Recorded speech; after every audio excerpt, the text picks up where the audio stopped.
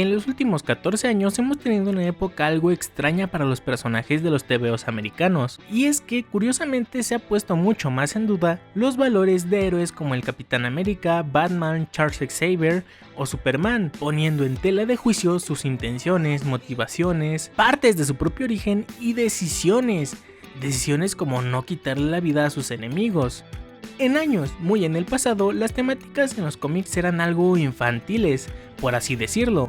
Lex Luthor era enemigo de Superman porque cuando Clark era adolescente salvó a Lex de un experimento mal ejecutado, saliendo este ileso a excepción de una calvicie prematura. En una ocasión, Batman comenzó a usar trajes de colores para llamar la atención de las personas porque estaba celoso de que todos voltearan a ver a Robin, porque este se había lastimado el brazo. Literalmente hay una historia en la que Thanos va a enfrentar a los héroes de Nueva York en un helicóptero con su nombre pintado con letras gigantes en el mástil. Sí, esto apesta a esencia. El punto es que esto es producto de la llamada Comics Code Authority, o abreviado como CCA. Esta era un conglomerado de normas formadas por la Asociación de Cómics y revistas americanas para regular el contenido de las historias e ilustraciones en el cómic americano, que aunque si bien no era una regla el hecho de seguir todas estas normas, los anunciantes y las marcas sí utilizaban este icónico sello como garantía de que su producto era publicitado en un producto familiar. Así, las editoriales buscarían la forma de adaptarse a estas. Algunos directamente se negaban a esta censura, reduciendo su alcance y popularidad. Otros cancelaban directamente la publicación de las series que no se adecuaban a lo que la CCA requería. Y otros como Marvel y DC buscaban la forma de trabajar adecuándose a las nuevas normas de trabajo. Los criterios de esta CCA iban de la siguiente manera: cosas lógicas para la época como no hacer generar empatía o deseo de imitación hacia los criminales, nada de violencia explícita y nada de malas palabras. Pero también habían algunas más extrañas, como en la que dice que todas las mujeres deben de ser dibujadas de forma realista sin exagerar ningún rasgo. Ojo con que habla de exclusivamente mujeres, y que en conjunto con la que dice que no se pueden poner a los personajes en poses sensuales provocativas o eróticas, provocaría que las heroínas y villanas como Catwoman y Black Canary fueran censuradas o directamente retiradas de las páginas por un largo tiempo. También se prohibirían las palabras horror y terror en las portadas de título, y se pedía eliminar cualquier referencia y aparición de vampiros, hombres lobo u ocultismo de las páginas. O sea, no sé si estemos en el mismo canal, pero los cómics para niños y adolescentes no tenían vampiros, licántropos y algunos tipos de zombies. Ahora entiendo por qué a todos les gustan estas cosas. Pero los cómics han dejado de ser tan puritanos, ¿no es así? Pues claro, al iniciar la segunda mitad de la década de los 70s, la intensidad de la Comics Code Authority se relajó mucho. Ahora, las editoriales tenían mucha más libertad. Podían mostrar a héroes haciendo uso de sustancias no muy sanas para el cuerpo, por así decirlo, dándonos clásicos como Demon in the Bottle, donde Iron Man se enfrenta a su mayor enemigo, el alcohol y su ansiedad producto del estrés postraumático sufrido gracias a su incidente en Vietnam, y Snowbirds Don't Fly, donde a causa del incesante dolor físico de ser un vigilante, Speedy, el sidekick de Green Arrow, cae en el uso de cosas nocivas para relajar este mismo dolor.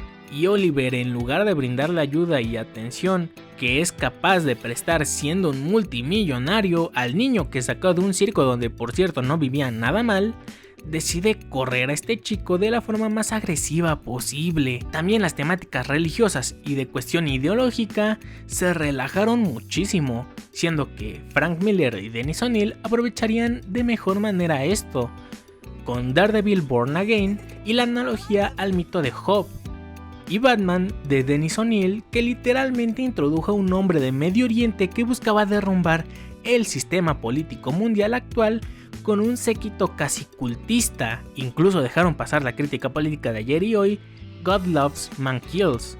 Toda la influencia de la Comics Code Authority formó cierta apariencia sobre los héroes, entre sus estereotipos el que los héroes no desviven gente porque son los buenos, Aunque este elemento de los personajes con la capa y la máscara se ha ido acomplejando cada vez más, pero el hecho de que la CCA comenzara a quedar obsoleta dio pie a un tipo diferente de personajes que no se rigen bajo la misma moral de los héroes, como Ghost Rider, Punisher, Moon Knight, Luke Cage.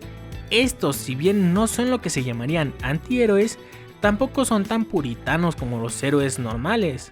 Ghost Rider literalmente arranca el alma a los criminales para llevarlos al infierno. Moon Knight y Punisher eran ejecutores que en un afán por limpiar el mundo del crimen terminan incurriendo en una crueldad incluso más fatal que la de los propios criminales. Incluso equipos de ya héroes reconocidos integrarían a esta nueva ola de personajes, como los X-Men, quienes agregaron a un canadiense de unos 60 cuya primera aparición fue intentando contravivir a Hulk, y que bajo la tutela de Charles Xavier no se limitó a usar sus garras para cortar pan exactamente, transformándose en el icono de todo el equipo. Pero por alguna razón, estos personajes, a diferencia de los antihéroes, son tratados de una forma más respetuosa, asemejándose a la de los héroes que como criminales. O bueno, excluyendo a Punisher, todos los personajes anteriores trabajan activamente por evolucionar su perspectiva, siendo parte de su arco de personaje,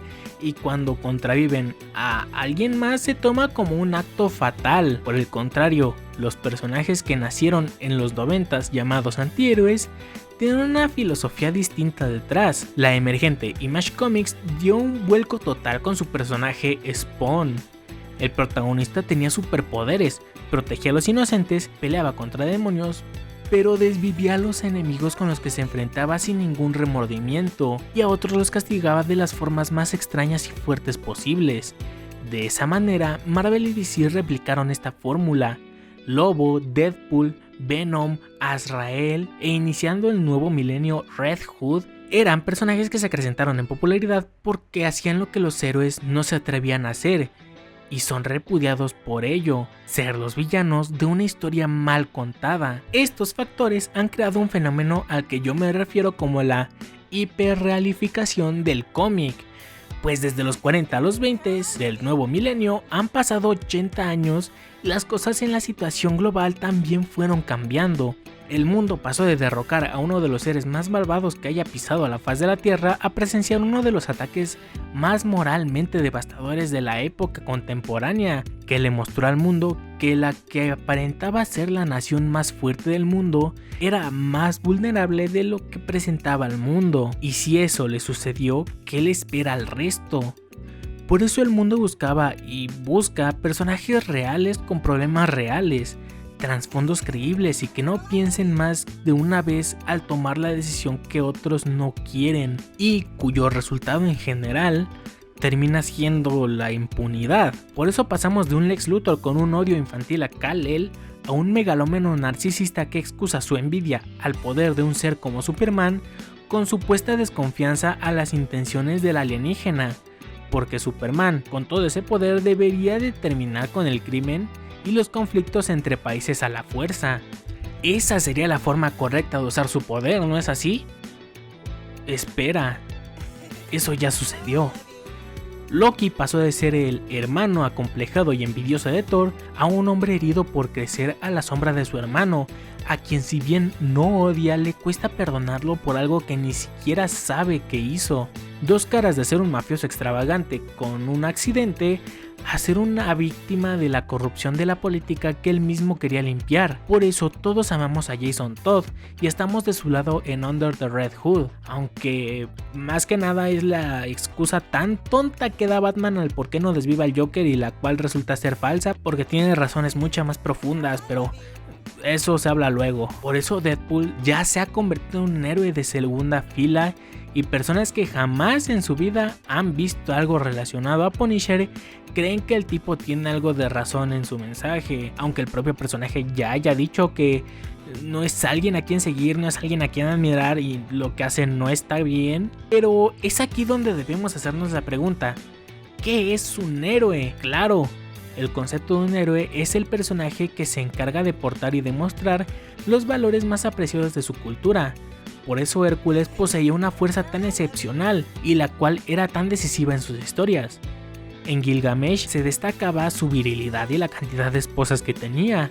El rey Arturo y sus caballeros de la mesa redonda eran hombres valerosos con templanza de acero, pero es a partir de la creación del superhéroe gracias a Jerry Siegel y Joe Shuster que el concepto de héroe se definió de una manera tan sólida y diversa, al mismo tiempo que hay miles de definiciones. Por ejemplo, por el Capitán América sabemos que un héroe es alguien que inspira confianza y seguridad en sus compañeros, que es capaz de llevarlos a la victoria sea cual sea la circunstancia. Por Batman, es alguien que cree en la justicia, con una fe inquebrantable, que está en contra de antivivir a las personas porque sabe que eso es solo una solución temporal a un problema permanente, porque si alguien como el Joker desaparece, al día siguiente habrá alguien más, porque es un problema mucho más grande que un solo individuo, es un problema social, donde las cosas no cambiarán a menos de que alguien demuestre que pueda haber un cambio.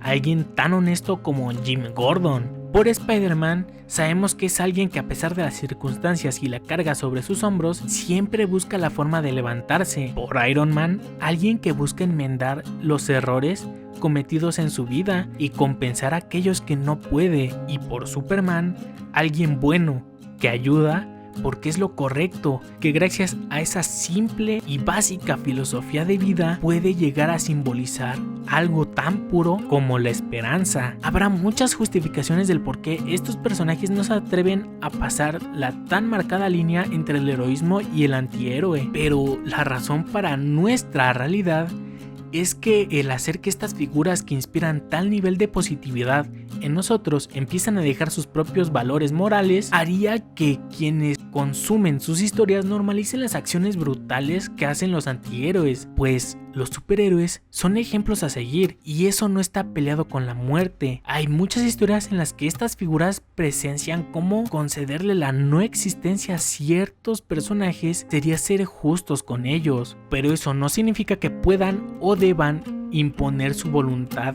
y elegir quién vive y quién no. Solo para finalizar, me gustaría citar al gran maestro Grant Morrison, uno de los mejores escritores que haya pisado DC y Marvel. Amamos a nuestros héroes porque se niegan a renunciar a nosotros. Podemos deconstruirlos hasta que desaparezcan, desvivirlos, prohibirlos, burlarnos de ellos, pero aún así vuelven recordándonos pacientemente quiénes somos y quiénes nos gustaría ser. Yo fui el host para la Comic Cueva y conmigo será hasta la próxima. Chao. Hey, si te gustó el video, dale like, comparte y suscríbete para que me ayudes a llegar a mi meta de los 10,000 suscriptores. Eso me ayudaría muchísimo. Y en pantalla te estarán apareciendo algunos otros videos que posiblemente te pueden interesar. Chécalos. Ahora sí, chao.